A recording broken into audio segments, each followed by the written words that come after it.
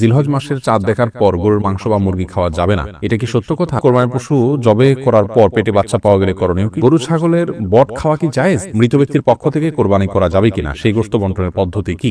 স্ত্রী গর্ভবতী হলে স্বামীরা কি গরু জবে করতে পারে? রাসূলুল্লাহ সাল্লাল্লাহু আলাইহি ওয়াসাল্লামের পক্ষ থেকে কি কোরবানি দেওয়া যাবে? কোরবানির গোশত কতদিনের মধ্যে খাওয়া উচিত? সারা বছর কোরবানির গোশত ফ্রিজে রেখে খাওয়া উচিত কি? কোরবানি দেওয়ার পর গোশত 3 ভাগ না করে পুরোটা নিজে খেলেও কি কোরবানি হবে? ঋণ করে কোরবানি করা যাবে কিনা? সামর্থ্য থাকা সত্ত্বেও কোরবানি না দিলে কি পাপ হবে? মানুষ মারা গেলে মাইকিং করা যায় আছে কিনা? ঘরে বিড়াল থাকলে নাকি নামাজ হয় না, এটা কি সত্য কথা? মৃত্যুর পর হাজবেন্ড তার স্ত্রীকে কি গোসল দিতে পারবেন? তাহাজ্জুদ নামাজ কি ঘর অন্ধকার করে পড়তে হবে? পশু নিস্তেজ হওয়ার আগে চামড়া ছাড়ানো যাবে কিনা?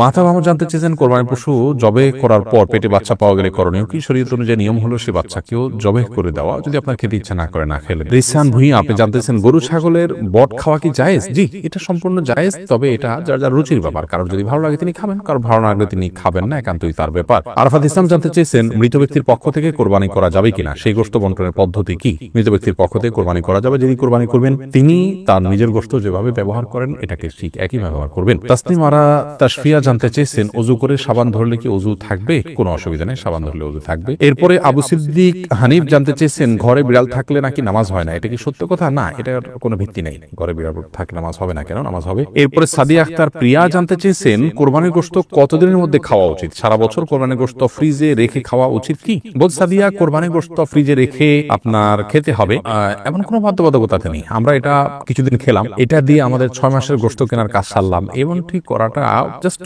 মানে কোরবানির সাথে যায় না, অনুচিত এটুকু বলতে পারে, কিন্তু এরকম কোনো সীমানা বলে দেয়নি শরীয়তে এর বেশি রাখা যাবে না। কেউ যদি 6 মাস 8 মাস রেখেও খায় তার কোরবানি হয়ে যাবে ইনশাআল্লাহ বিদিনিল্লাহ। কিন্তু এটাকে দিয়ে আমার পরবর্তীতে গোশত কেনা থেকে আমি বেঁচে গেলাম, এটা দিয়ে সারলাম, এই মানসিকতা রেখে অনেকে কোরবানি দেন, সেটা উচিত না। বাট আপনি চাইলে যে কোনো সময় পর্যন্ত রেখে এটি খেতে পারেন। তামান্না আফরোজ জানতে চেয়েছেন, রাসূলুল্লাহ সাল্লাল্লাহু আলাইহি ওয়াসাল্লামের পক্ষ থেকে কি কোরবানি দেওয়া যাবে? রাসূলুল্লাহ সাল্লাল্লাহু আলাইহি ওয়াসাল্লামের পক্ষ থেকে কোরবানি দেওয়া যাবে, যেমনটি আলী রাদিয়াল্লাহু তাআলা দিতেন। বাইহাকী সহিহ হাদিসের কিতাবে বর্ণিত হয়েছে যে নবী করিম সাল্লাল্লাহু আলাইহি ওয়াসাল্লামের ওফাতের পরে তিনি কোরবানি দিতেন, এবং তিনি বলেছেন যে নবী সাল্লাল্লাহু আলাইহি ওয়াসাল্লাম আমাকে ওসিয়ত করেছেন, অতএব তার পক্ষ থেকে কোরবানি দেওয়া যাবে। জামিল আহমদ মাহদি আপনি জানতে চেয়েছেন, কোরবানি দেওয়ার পর গোশত 3 ভাগ না করে পুরোটা নিজে খেলেও কি কোরবানি হবে? কোরবানি গোশত কি 3 ভাগ করে 1 ভাগ গরিবদের দেওয়া জরুরি, নাকি পুরোটা নিজেরাও খাওয়া যাবে? জামিল মাহদি, কোরবানির গোশতের 3 ভাগ করা এটা আবশ্যক নয়, মুস্তাহাব। আল্লাহ রাব্বুল আলামিন কোরআন কারীমে যেহেতু 3টা শ্রেণীর কথা বলেছেন, ফাকুলু মিনহা ওয়া আত'আমুল কানিআ ওয়াল মু'তাররা, উন্নাহ তাআলা বলেছেন ফাকুলু মিনহা ওয়া আত'আমুল বাঈসাল ফাকির।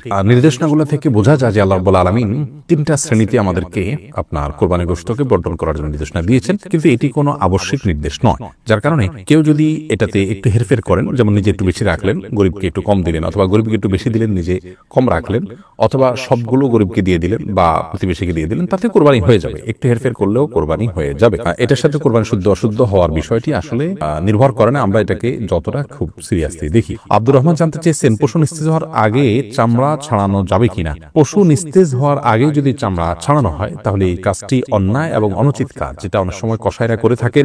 একাধিক পশুর কাজ তারা ধরেছেন, সেজন্য তারা এটা করে থাকেন। আগে থেকে কসাইদের সাথে এই বিষয়গুলো নিয়ে বোঝাপড়া করে নেওয়া উচিত, এবং কোনো অবস্থাতেই আপনার পশুকে এভাবে কষ্ট দেওয়া উচিত না। অকারণে পশুর প্রতি অমানবিক আচরণ করা ইসলাম শরীয়তের দৃষ্টিকোণ থেকে গুনাহের কথা। আল্লাহ রাব্বুল আলামিন প্রত্যেক পশুর প্রতি সবকিছুর প্রতি আমাদেরকে ইহসান করার নির্দেশ করেছেন। এমনকি যখন জবে করব তিনি বলেছেন ওয়াইদা যাবাহতুম ফাহসিনুয যিবহাতা, জবে করলে জবাকৃত পশুর প্রতিও তোমরা ইহসান করবে, ছুরিকে ভালো করে ধার দিয়ে নেবে, যাতে করে অহেতুক তাকে বেশি সময় ধরে পচাতে না হয়। সেখানে পশুর প্রাণ বাহির আগে থেকে চামড়া ছেলা শুরু করা, রগ কাটা, এগুলো অত্যন্ত গর্হিত কাজ, যেটা অনেকে করে থাকেন। আমরা যথাসম্ভব নিজের জায়গা থেকে সাবধান থাকবো ইনশাআল্লাহ বিদিনিল্লাহ। এমডি সালাউদ্দিন সবুজ জানতে চেয়েছেন, মানুষ মারা গেলে মাইকিং করা জায়েজ আছে কিনা? মানুষ মারা গেলে মাইকিং করা বা আজানের মানে মতো করে ডাকাডাকি করা, এটা কোনো উলামায়ে কেরাম নিষেধ করেন। তবে জানাজা হবে বা মারা গেছে সংবাদ দেয়াতে কোনো অসুবিধা নেই, আজকাল অনেক সহজ মাধ্যমে সংবাদ দেয়া যেতে পারে। ইউমেরা এআইডি থেকে আপনি জানতে চেয়েছেন, মৃত্যুর পর হাজবেন্ড তার স্ত্রীকে কি গোসল দিতে পারবেন?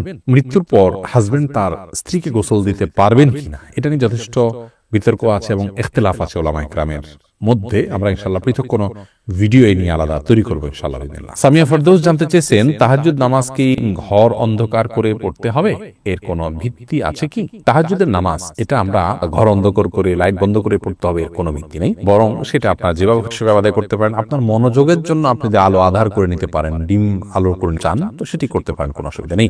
তবে অন্ধকারই পড়তে হবে এমন কোনো বাধ্যবাধকতা বা নিয়ম নেই। হাফেজ মোহাম্মদুল্লাহ জানতে চেয়েছেন, স্ত্রী গর্ভবতী হলে স্বামীরা কি গরু জবাই করতে পারে? পারে, কোনো অসুবিধা নেই।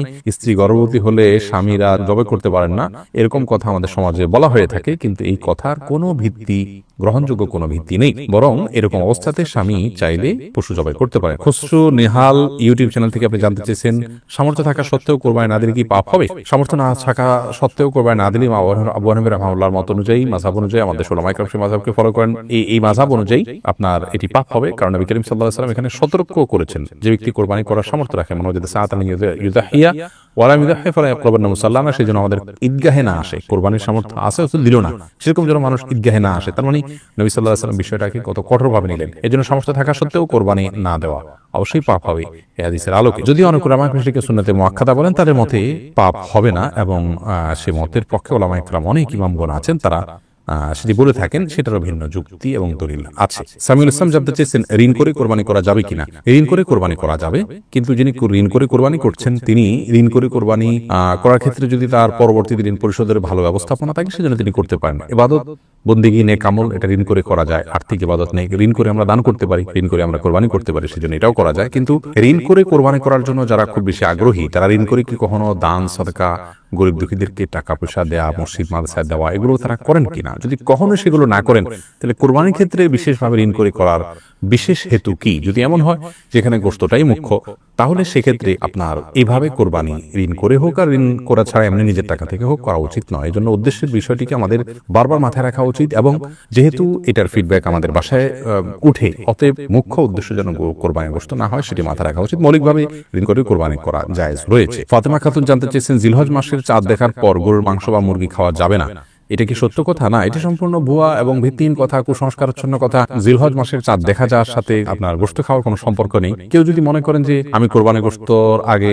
আর গোশত খাবো না, তাতে করে কোরবানি গোশতের প্রতি আমার আকর্ষণ তৈরি হবে, আল্লাহ রাব্বুল আলামিনের মেহমানদারি সেটাকে আমি খুব আগ্রহ ভরে অ্যাকসেপ্ট করব, সেটি তার ব্যাপার। কিন্তু জিলহজ মাসের চাঁদ দেখা গেলে আর কোনো গোশত খাওয়া যাবে না, এটি সম্পূর্ণ ভিত্তিহীন কথা। এমনি মহসিন হোসেন জানতে চেয়েছেন, স্ত্রী যদি পরকীয়া আসক্ত হয়, তাহলে স্বামীর করণীয় কি? বিষয় আমরা এর আগে বারবার বলেছি, স্ত্রী যদি পরকীয়া আসক্ত হয়ে যায়, তাহলে স্বামীর করণীয় হলো স্ত্রীকে পরকীয়া থেকে মুক্ত করার জন্য নিজে তাকে সময় দেয়া, তাকে নিজের দিকে আকৃষ্ট করা, যথাসম্ভব তাকে পরকীয়ায় কেন লিপ্ত হয়েছে, সোশ্যাল মিডিয়ার কারণে হলে সেগুলো থেকে তাকে সরিয়ে আনা, তাকে বোঝানো, এগুলোর ক্ষতিকর দিকগুলো সম্পর্কে তাকে জানানো, কাউন্সেলিং করা, তাকে সময় দেয়া, কেন তিনি পরকীয়ায় গেলেন, এই বিষয়টি বের করে উদ্ঘাটন করে তারপরে সেটি দূর করার চেষ্টা করা উচিত। সেই সাথে যাদের মাধ্যমে তাকে বোঝানো যেতে পারে, তাদেরকে মাধ্যমে বোঝাতে হবে, প্রয়োজনে শাসন করা যেতে পারে, অভিমান করা যেতে পারে, এবং কোনোটাতে যদি কাজ না হয় এবং তিনি যদি তার কাজ অব্যাহত রাখেন, বিভিন্ন চেষ্টা এবং বিভিন্ন আপনার ভাবে তারকে সংশোধন করার জন্য চেষ্টা করার পর যদি না হয়, তাহলে স্বামী চাইলে তার সঙ্গে সংসার করতে পারেন, না হলে তাকে এক তালাক দিয়ে সুযোগ দিতে পারেন সংশোধন হওয়ার। এরপরে যদি সংশোধন না হয়, তাহলে পরবর্তীতে আস্তে আস্তে চূড়ান্তভাবে বিচ্ছেদের দিকে চাইলে যেতে পারেন, কিন্তু তার আগে তাকে সংশোধনের সমস্ত পথগুলো ব্যবহার করা উচিত।